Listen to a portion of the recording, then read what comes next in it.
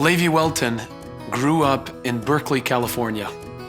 When he got married, he moved to the East Coast, where his wife Chavi attends university. A couple of months ago, Levi's parents moved from Berkeley to Sacramento, and Levi and his wife really wanted to show support and help ease the transition. So we figured one Shabbos that my wife can get off early, we could fly out there to visit my parents and see their new home. We flew out there, we saw their new place. I was so happy because it's a beautiful place and they're happy. Shabbos morning, Levi and his father davened at the local Chabad led by Rabbi Mendy Cohen. And after davening, there was a kiddush for a bas mitzvah girl. Levi wanted to go home, but Levi's father insisted that they stay and participate in the simcha. During the kiddush, Levi went over to the father of the bas mitzvah girl, introduced himself, and struck up a conversation with him. And in the course of the conversation, Levi discovered that the father, who had introduced himself as Chaim Valencia, is a convert. And he and his entire family had converted a couple of years earlier. So I said, "Oh, so interesting. How'd you pick your name if you converted? You must have had a story behind that." Mr. Valencia told Levi that when he was on his journey to discovering Judaism, he had heard a class from a rabbi who had made the following statement. When you see a Holocaust survivor and he not believe anymore in Hashem, he is a normal human.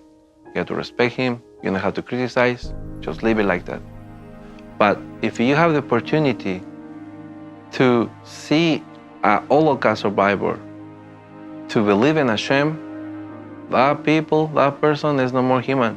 That's an angel. Mr. Valencia told Levi that a couple of weeks after he heard that statement from the rabbi, he was in Westchester in Yonkers davening Friday night at a shul in Lincoln Park Jewish Center. We start to dance in Lecha Dodi, so everyone start holding hands. So I holding the Rabbi Vinya's hand, and the other hand have a person. And he was dancing like a kid, like a baby, like a happiness, like a light. You can see light in his eyes. I turn my face, I see the numbers in his hand. When I see the numbers, I get chills. I feel, oh my gosh, I'm dancing with that angel. So he turns to the man and he asks him, "What's your name?" And the Holocaust survivor said, "My name is Chaim." The sooner I hear his name, in my brain, the first thing happened is, you know what? When Hashem helped me and do my conversion, I will pick that name. I want his history, his values, his personality. So I say, is this man who you dance with, is his name Chaim Grossman? So now the father's eyes pop out. How do you know? I say, because I'm the rabbi now of Lincoln Park Jewish Center. And Chaim Grossman comes to my shul every Shabbos. So he started to cry because he didn't know that Chaim was still alive. So immediately after Shabbos, Levi Welton and Chaim Valencia got together and they took a picture. And Levi Welton went and blew up the picture, framed it, and called the president of Lincoln Park Jewish Center and asked them to send out an email to the entire congregation, letting them know that this coming Shabbos, the rabbi has a surprise sermon. Make sure to be there. The next Shabbos, Rabbi Levi Welton walks into shul. The shul was filled to capacity. Comes time for the sermon, Rabbi Welton walks up to the podium and starts talking about that week's Parsha, Parshas Shemos, the Parsha of names. And he shares with everyone how Am Yisrael, the Jewish people, suffered in Egypt. And despite all of their hardships, all of their suffering, they sacrificed and risked their lives to keep their Jewish identity alive, to hold on to their Jewish names.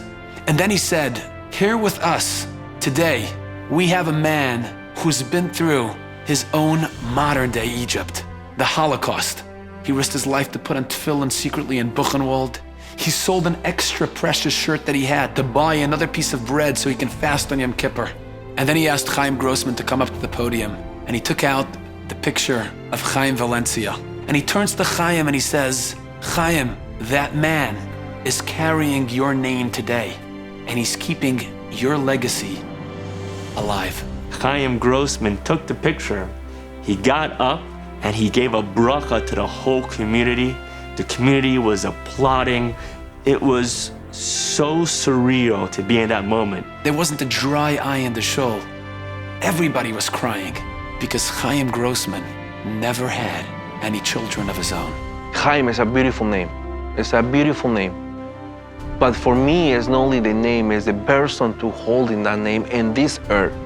And I have the opportunity to hold in his hand and understand how many tragedies this guy have to do How many bad things he had to see. Now I have the opportunity to keep this legacy in my future generation. All of us have names, and all of our names have meaning.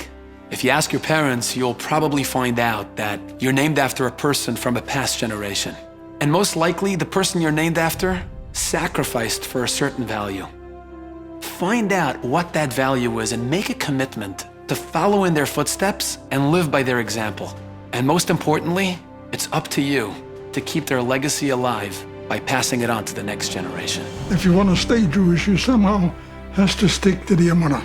We are related to God, and God created us, so there's no separation between God and humanity. It's one and the same.